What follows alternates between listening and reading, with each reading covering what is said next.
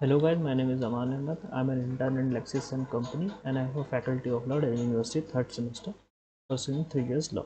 The topic of today's video is concept of bail as a right. Black law dictionary defines bail as procuring the release of a person from legal custody by giving an undertaking that he shall appear at the time and the place designated, that is written, and submit herself to the jurisdiction and judgment of the court. He's surrendering his right as a type of right in getting a bail. So Cornelius Arthashastra also mentioned that avoiding pretrial detention was ideal. Therefore, the concept of bail was somehow prevalent in ancient India too, and even to the times of Mughal also. During the 17th century, that was the Mughal period, bail was practiced in the form of muchalaka and zamanat. So zamanat is a word that you would have heard in the past. So in India, there are three types of bail: that are regular bail, when a person commits a cognizable non-bailable offense. These offenses are which are so grave that the police officer can arrest the accused without the warrant or start the investigation without the permission of the court. So the police can take him under custody, and after the custody period expires, he must be sent to jail. So section 437 and 439 of the CRPC gives the accused the right to be released from such custody. So that is a right, but the court does not have to mandatorily give the bail. It is not a right. The right is only in section 436, which I am going to explain in this video. So the regular bail is a regular bail, especially the release of an accused from custody to ensure is present at the trial.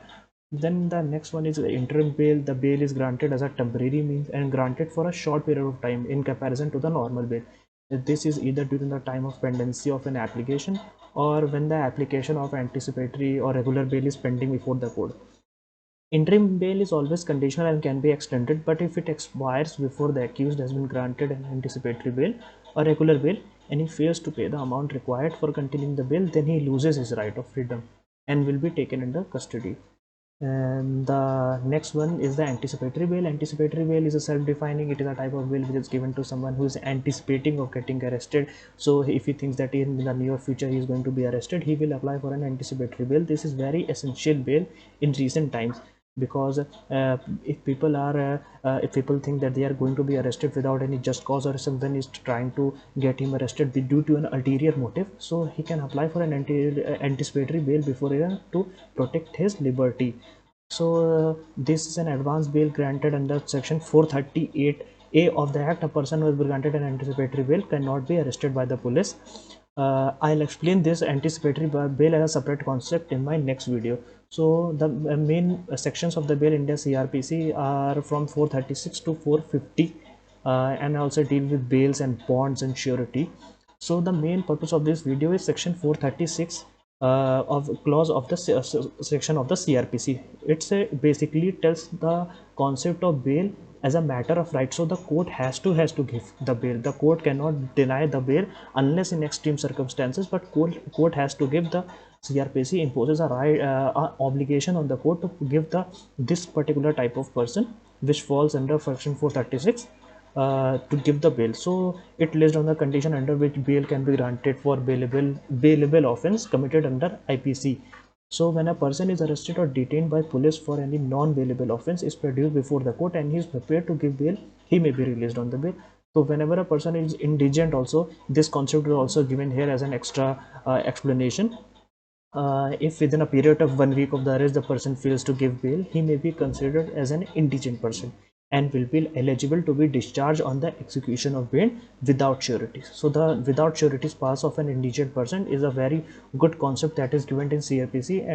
It has also been told in many recent case laws also. So at the time of granting a bail to a person, the bailing authority must be certified that the accused person appears to be innocent. He has not, most probably not committed the offense.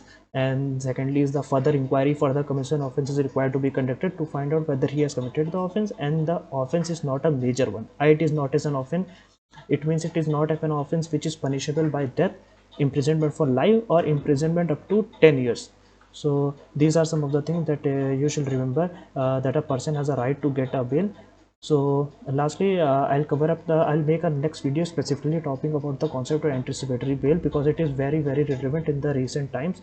We hear about a lot of person getting arrested by the police arbitrarily without any just cause. So if a person applies the anticipatory bail beforehand, he will not be arrested and his right will be protected. So this is a very new it is a new amendment in the CRPC, of course.